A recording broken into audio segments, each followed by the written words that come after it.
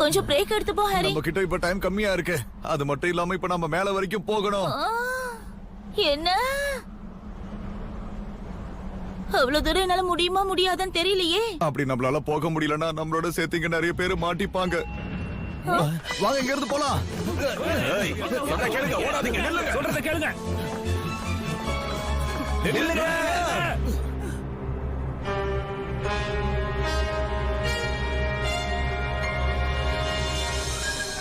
பயமா இருக்கு.